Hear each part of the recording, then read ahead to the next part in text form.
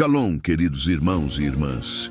Hoje te convido para uma jornada de volta ao coração da fé. Um retorno às raízes antigas, às sendas onde caminharam os profetas, os discípulos e o nosso amado Mestre Yeshua. Vivemos em um tempo de despertar espiritual, em que muitos sentem o desejo de voltar à pureza da fé bíblica, à Torá e ao entendimento original que moldou os primeiros seguidores do Messias. Se este também é o desejo do seu coração, então respire fundo, acalme sua alma e caminhe comigo neste estudo. Aqui buscamos restaurar a essência, aquilo que foi perdido ao longo dos séculos. Este é um chamado, um convite ao retorno às raízes da fé messiânica.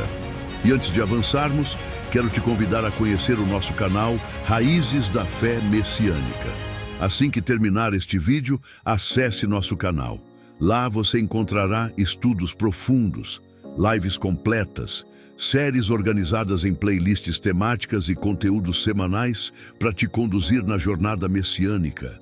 Cada vídeo foi preparado para te ajudar a crescer, compreender, amadurecer e restaurar sua fé no Eterno e no seu Mashiach, Yeshua. Muitos já ouviram que o Messias não tem nada a ver com a serpente. E de fato, isso é verdade em essência. A serpente representa a rebelião, o veneno e a corrupção espiritual. Mas quando mergulhamos no nível do Sod, o nível do segredo, uma revelação profunda emerge da própria Torá. A palavra Nashar, serpente, tem o valor numérico 358. E a palavra Mashiach, ungido, também possui o valor numérico 358.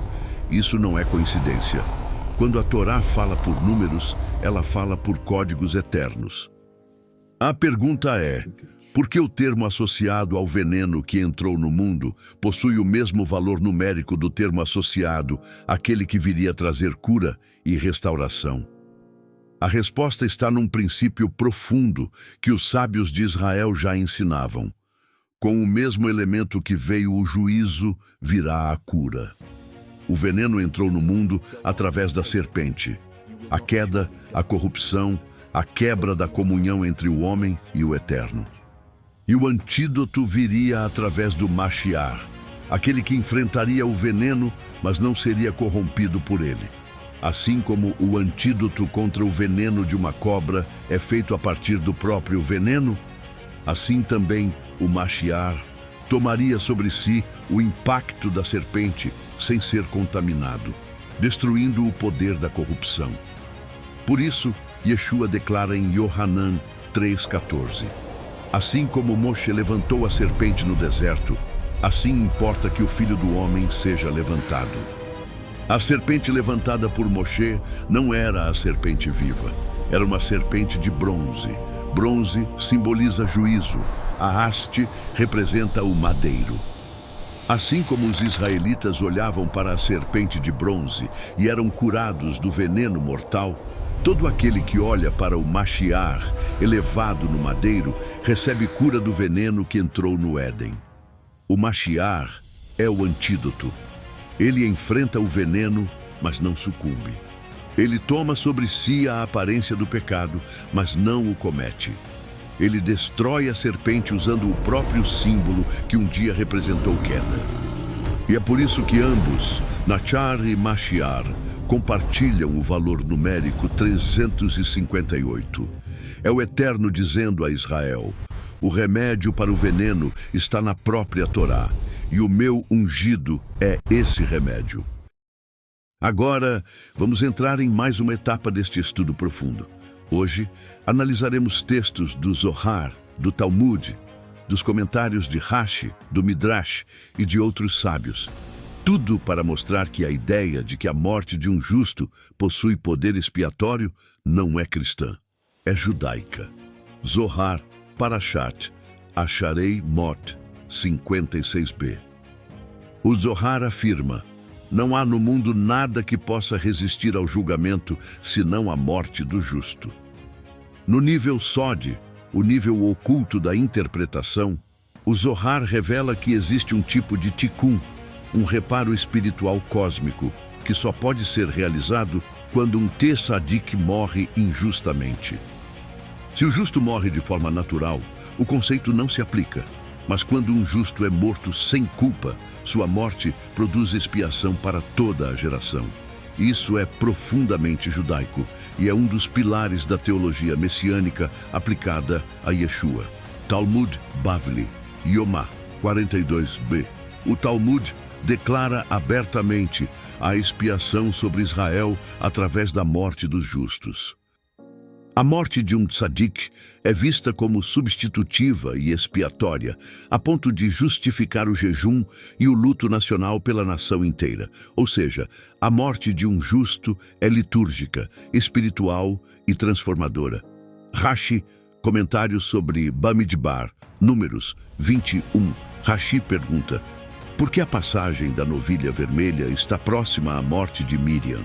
E ele mesmo responde: para ensinar que assim como os sacrifícios expiam, assim também a morte dos justos expia. Rashi, o maior comentarista da Torá, liga diretamente o sacrifício expiatório à morte do justo. Nenhum sábio cristão disse isso. É judaico, é Torá. Midrash Tanshuma, Parashat Vayeira, Siman 4. O Midrash afirma: quando os justos morrem, o santo, bendito seja ele, prepara expiação por meio deles para todo Israel. Mais uma vez, expiação vicária. Mais uma vez, judaísmo puro. Targum Yonatan, Bereshit 22:14. A Akedat Yitzchak. Quando Yitzchak foi amarrado, diz o Targum: quando os descendentes de Yitzchak estiverem em aflição, lembra-te deste laço e salva-os. Ou seja, o mérito substitutivo de Yitzchak seria aplicado às futuras gerações.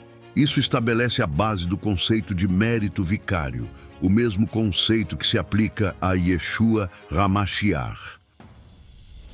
Ramban Nachmanides, comentário sobre Vaikra 1:9. Ramban declara: o sacrifício substitui a alma do ofertante como se ele próprio estivesse sendo queimado. Este é o fundamento da substituição, o inocente no lugar do culpado. Yeshua, o justo supremo. Yeshua, sendo o tzadik dos tzadikim, morreu não pelos seus pecados, pois não tinha, mas pela rebelião de muitos. Sua morte cumpre o princípio aceito no judaísmo clássico. A morte do justo traz expiação para a coletividade. O cristianismo deturpou? Sim. Colocou idolatria? Sim. Criou versões falsas? Sim. Mas a deturpação não anula a verdade, assim como uma nota falsa não anula a verdadeira. Só se falsifica aquilo que é verdadeiro. A serpente de bronze, um exemplo profético. A serpente de bronze foi ordenada pelo próprio Eterno. Quem olhava para ela era curado. Mas com o passar das gerações, Israel transformou o meio de cura em um objeto de idolatria. Isso anulou o propósito original? Não. A verdade continua sendo verdade, mesmo que homens a deturpem. Assim também acontece com Yeshua. Ele é verdadeiro. O sistema religioso criou uma versão idólatra. Mas isso não anula o que o Eterno fez. Nehushtan, apenas um pedaço de bronze. Quando o rei Ezequias destrói a serpente, ele a chama de Nehushtan, um pedaço de bronze. Não porque ela nunca prestou para nada, mas porque ela havia sido corrompida em seu propósito. Essa é exatamente a missão do judaísmo messiânico hoje: remover a idolatria que foi colocada sobre a verdade. Não destruir a verdade, mas sim para desmistificar o objeto que havia se tornado um ídolo por si só. Então, você está vendo essa imagem que está aparecendo para você na tela? Isso aqui foi Ha-Kadosh Baruch Hu, que deu como método de expiação, para que o povo entendesse um princípio espiritual. Só que o povo esquece do princípio espiritual e começa a adorar o item material. Começa a queimar incenso para esse poste, não é? começa a queimar incenso para o poste. E agora, analisa comigo. Qual é o princípio espiritual que Hakadosh Baruch Hu desejou ensinar? Depois, o Mashiach Yeshua usa esse mesmo princípio espiritual quando diz: assim como Moshe levantou a serpente no deserto, importa que o Filho do Homem seja levantado, para que todo aquele que nele crê não pereça, mas tenha a vida eterna. Ele não disse: para que todo aquele que nele faça culto, ou para que cometa idolatria, ou para que faça imagens de escultura. Você consegue compreender o mesmo desvirtuamento que o povo de Israel teve com a serpente de bronze, que foi um meio pelo qual o povo chegou à redenção e à expiação? Esse mesmo desvirtuamento aconteceu com a pessoa sagrada e bendita do Mashiach, não é? Esse mesmo desvirtuamento aconteceu. Mas esse desvirtuamento não impede que nós enxerguemos o verdadeiro propósito pelo qual o Mashiach morre pela justificação de toda uma nação. Qual é o conceito que nós temos aqui? E aí veremos esses conceitos sendo tratados no Brit Hadashah. O conceito é que por um homem a morte entrou no mundo, especificamente pela desobediência de um homem que viveria para sempre. E porque desobedeceu, a morte entrou. Agora, pela obediência de um homem que morreu injustamente, ele dá o direito de justificação a todo aquele que nele depositar suas esperanças, mas não colocando ele como um substituto diante de Hakadosh Baruch Hu, e sim como um meio, como um propósito pelo qual o antídoto para a desobediência e, consequentemente, para a morte, possa ser aplicado, inoculado em todo aquele que entende o que representa esse ato voluntário de entrega do Mashiach, para que todo aquele que nele crê não pereça, mas tenha a vida eterna. E o interessante é que, quando analisamos o veneno de uma víbora, esse veneno, quando aplicado em uma cobaia, a partir dela é feito o antídoto. Então, o veneno da serpente é a morte. Mas quando esse veneno, que é a morte, Barur Hashem, é aplicado no Cordeiro de Deus, esse Cordeiro Yeshua recebe em si esse veneno, que é a morte. E quando esse veneno é aplicado, ele produz um antídoto. E esse antídoto agora está disponível para ser inoculado em todo aquele que nele crê, ou seja, todo aquele que olha para ele. Assim como o povo que estava no deserto e havia sido mordido pela víbora, olhou para a serpente que estava na haste de madeira, no alto do monte, e recebeu o antídoto pela fé.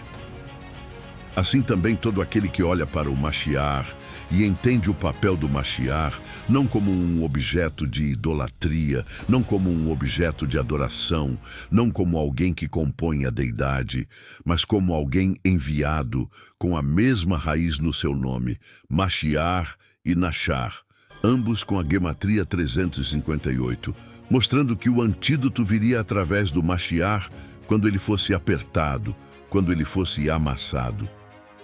E dele se extrairia esse antídoto para o veneno, que é a vida eterna e a justificação para todo aquele que nele crê.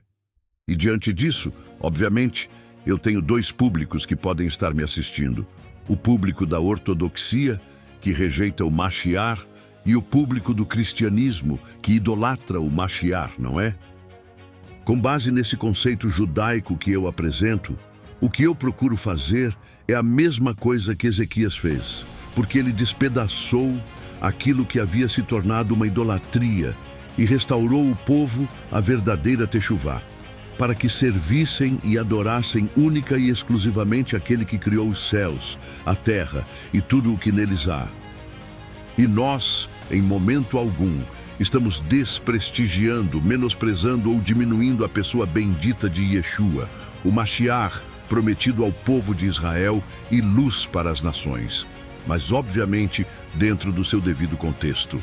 Assim como Ezequias foi enviado para restaurar o serviço nos seus dias, Yeshua também, quando voltar, destruirá toda idolatria feita sobre a terra, inclusive a idolatria feita em cima do seu nome.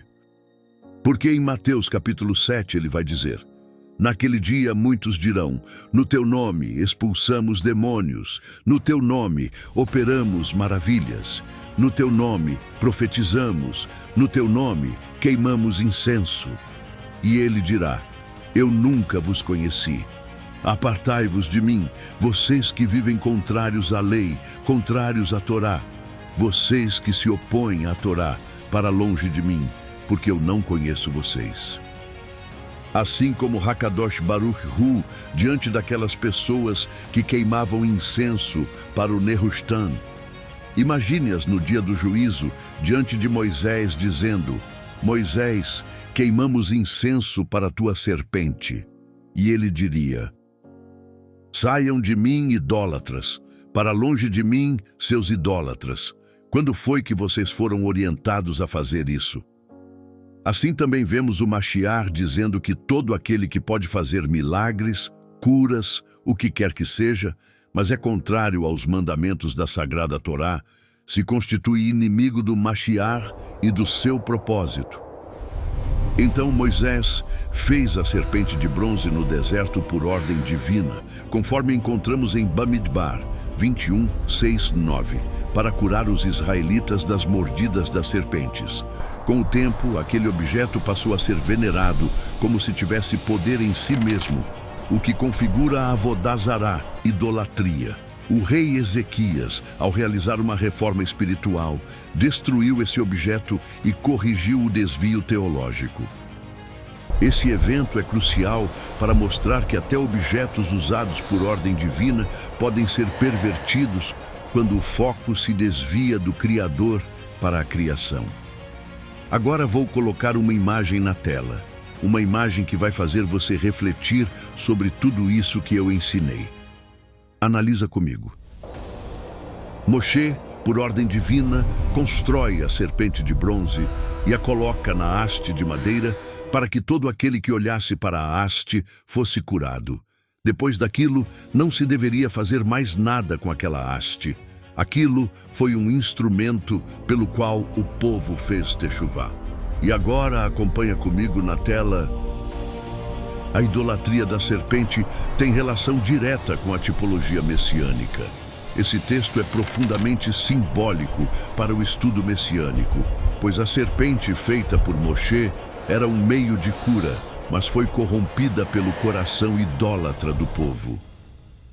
O próprio Mashiach usa esse símbolo em Yohanan, João 3,14, para indicar que ele seria levantado como a serpente, mas o foco está em quem crê e não na figura física. A ação de Ezequias serve como alerta. Sem discernimento, até símbolos puramente messiânicos podem se tornar objetos de Avodazará. E aqui você está vendo uma imagem muito forte, o que eu posso chamar de o Nehushtan dos dias de hoje. O Nehushtan construído pelo cristianismo, sob a alegação de prestar culto ao meio e ao instrumento pelo qual a redenção foi entregue não apenas ao povo de Israel, mas a todo aquele que nele crê. O Mashiach disse: todo aquele que crer será salvo. Não todo aquele que prestar culto, nem todo aquele que fizer disso uma idolatria. Olha que informação poderosa, que informação grandiosa, não é? Valioso. Agora, eu acredito que as pessoas da época que queimavam incenso para o Nehushtan não faziam isso de forma voluntária, no sentido de querer fazer o errado. Acho que aconteceu porque a pessoa foi introduzida nisso. Afinal, ali em Israel, todos queimavam incenso para o Nehushtan. Por que você não queimaria? Aquilo virou hábito. Quando você é criado em um contexto onde a idolatria não é combatida, você acha que idolatria é comum.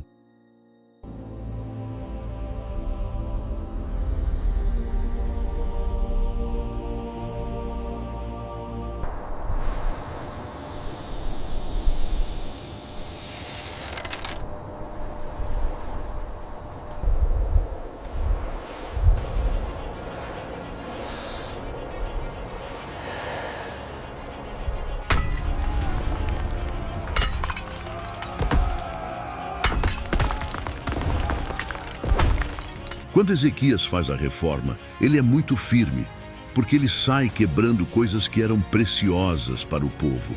As pessoas tinham apego. Talvez elas tivessem até miniaturas do Nehushtan dentro de casa.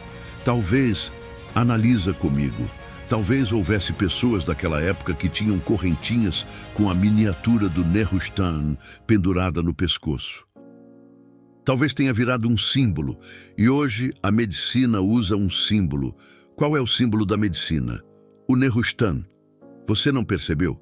É uma haste com uma serpente enrolada. Esse é o símbolo da medicina e, se não me engano, da psicologia também e da nutrição. Isso se tornou um símbolo, mas um símbolo que não foi pedido por Hakadosh Baruch Hu. Chegou um momento em que era necessário que Ezequias quebrasse toda aquela idolatria, porque Hakadosh Baruch Hu, no seu mandamento, diz: vocês não viram imagem nenhuma quando falei com vocês no Har Sinai. Não façam imagem de nada, não idolatrem nada, não coloquem nada entre vocês e o seu Criador. Aí alguém pode dizer, mas o Mashiach não é mediador?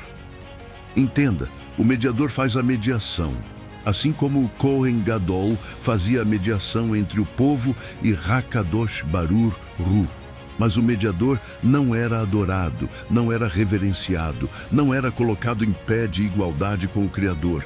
Ele conduzia o povo ao Criador. Esse é o papel do Mashiach, bendito seja ele. Antes de encerrarmos, quero lembrar você que todo este trabalho é feito com amor, voluntariamente, para fortalecer a comunidade messiânica nas redes sociais. Se você ainda não conhece bem o canal, assim que o vídeo terminar, clique no nosso perfil e acesse a aba Vídeos para acompanhar todos os estudos e histórias bíblicas que já fizemos. E para facilitar sua caminhada de estudo, estamos organizando tudo em playlists temáticas para que você encontre o conteúdo exato que procura. Tenho certeza de que este estudo pode transformar sua vida e a vida da sua família, como já transformou a de milhares de pessoas. Agradecemos profundamente a todos que estiveram conosco neste momento tão especial de crescimento espiritual. Que o Eterno abençoe sua semana. Shavua Tov. Nos encontramos novamente no próximo vídeo. Shalom, shalom, shalom.